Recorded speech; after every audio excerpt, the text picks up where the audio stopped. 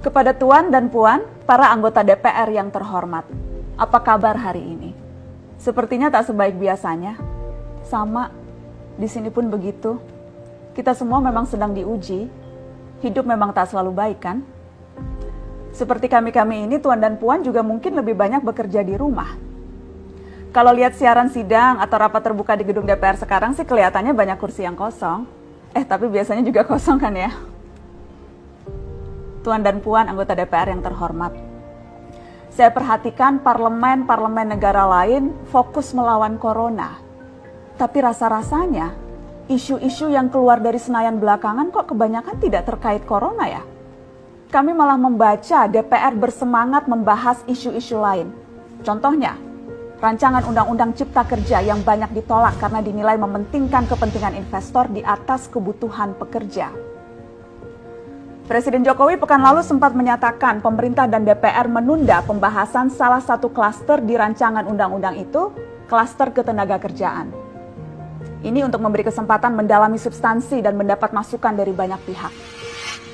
Berpegang pada alasan itu, maka sudah seharusnya klaster lain dalam RUU Cipta Kerja pun perlu ditinjau ulang. Karena yang lain juga bukan tanpa masalah, terutama dari perspektif lingkungan dan keadilan gender. Tidak cukup hanya menunda pembahasan satu klaster saja. Ada juga RUU lain yang masih nekat mau dibahas. Ada RUU KUHP yang tahun lalu diserbu unjuk rasa. Lalu RUU pemasyarakatan. Ada koruptor yang sudah ngebet pengen bebas kah? Apa kabar Pak Yasona?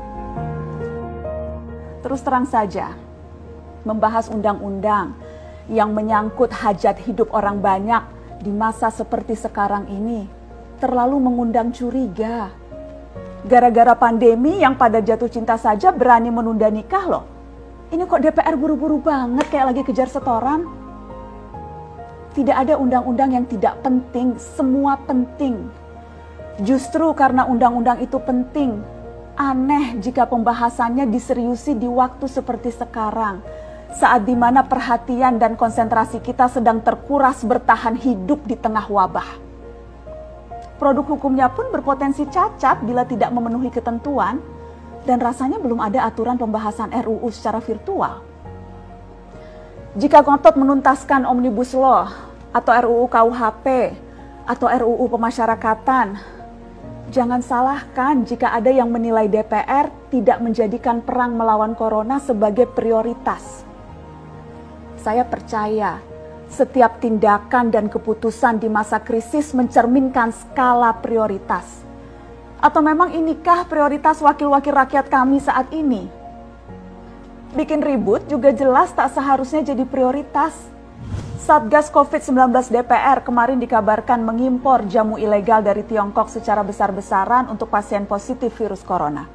Satgas kemudian membantah itu, katanya ini diproduksi di Jakarta dan merupakan sumbangan Wakil Ketua DPR RI Sufmi Dasko yang akan dibagikan gratis ke berbagai rumah sakit. Kemudian dikabarkan juga jamunya mengandung bahan berbahaya dan belum terbukti klinis.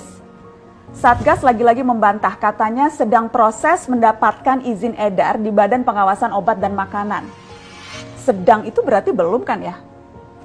Tuan dan Puan yang terhormat, niat baik pun perlu proses yang baik. Proses yang semrawut hanya akan disusul polemik. Sementara sekarang kita sedang banyak-banyaknya menaruh harapan kepada negara. Tindak tanduk DPR salah benarnya akan selalu dilihat. Makanya sempat ramai juga warganet mengkritik Satgas COVID-19 DPR RI yang berfoto mengenakan APD saat hendak berkunjung ke Rumah Sakit Darurat Wisma Atlet menyerahkan sumbangan DPR. Ini dinilai melukai hati masyarakat.